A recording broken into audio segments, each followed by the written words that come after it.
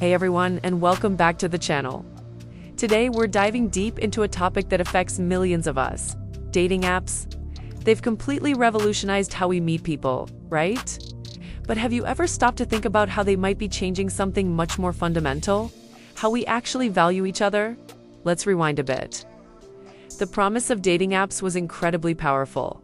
They offered a world of possibilities right at our fingertips. More options, more connections, and ultimately, more opportunities to find love. It sounded like the perfect solution to the complexities of modern dating. But here's the twist. What happens when more becomes too much? This is where a fascinating psychological concept comes into play. Choice overload. When we're presented with an endless stream of options, something strange happens to our brains. Instead of feeling empowered, we often feel paralyzed. Think about it like this. You're at a grocery store, and there's one type of jam. You'll probably buy it and be happy. Now, imagine a store with 100 different types of jam. You might spend ages trying to decide, and even after you've picked one, you'll likely wonder if you made the right choice. Maybe that other one would have been better. This is the exact same dynamic at play on dating apps. Every swipe presents a new face, a new profile, a new potential match. This creates what we can call the abundance illusion. The supply of potential partners feels infinite. And when something feels infinite, its perceived value can drop. This illusion subtly rewires our dating psychology. The constant availability of new profiles makes commitment feel less urgent. Why invest deeply in getting to know one person when there are hundreds, even thousands, of others waiting just to swipe away? A little voice starts to whisper in the back of our minds. This person is great, but maybe there's someone even better just around the corner. Someone funnier, smarter, or more attractive. This what-if mindset can be incredibly damaging. It keeps us in a state of perpetual shopping, always looking for the next best thing. Rather than appreciating the person right in front of us, we become consumers in a marketplace of people. And this turns dating into a game of optimization instead of a journey of connection. This leads to a really important shift in how we interact. When people become profiles instead of individuals, evaluation becomes faster, and attachment becomes weaker. Let's break that down. A profile is a curated highlight reel. It's a collection of flattering photos and witty one-liners designed to attract attention. We're not meeting a person in their full, messy, wonderful complexity. We're meeting a two-dimensional representation of them. Because of this, our evaluation process becomes incredibly superficial and rapid. We make snap judgments based on a few pictures and a short bio.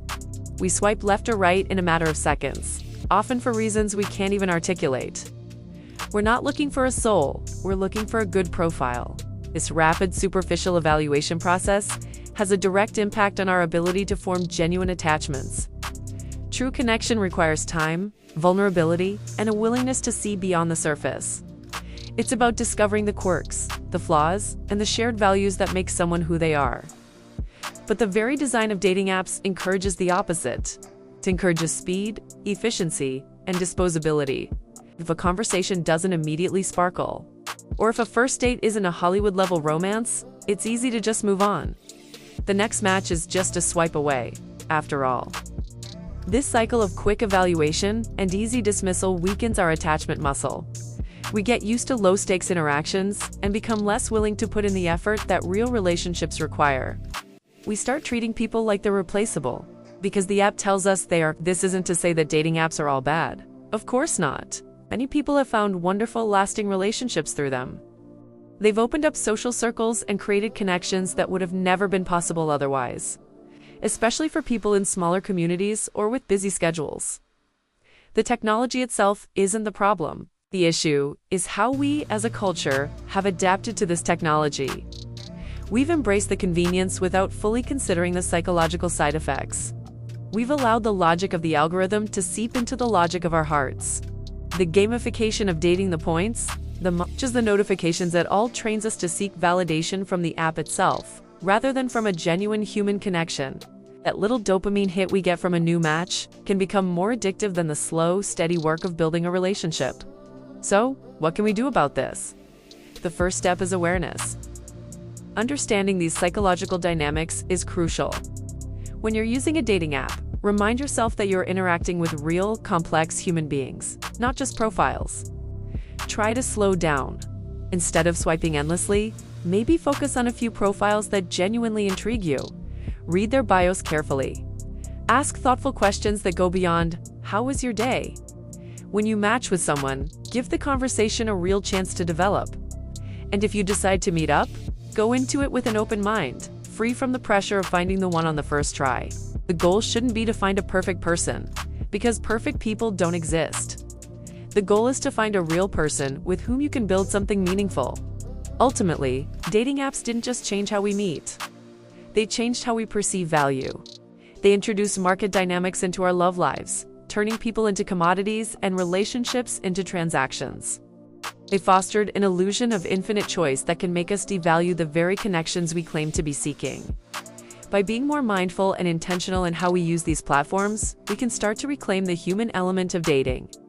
We can choose to see the person behind the profile, to invest our time and energy with more care, and to remember that true value in a relationship isn't found in a perfect bio, but in shared vulnerability, effort, and genuine attachment. Let's swipe with more intention, connect with more empathy, and value each other with more depth. Thank you all so much for watching. If this video resonated with you, please give it a like, share it with a friend, and don't forget to subscribe for more content just like this. Your support really helps the channel grow. See you in the next one.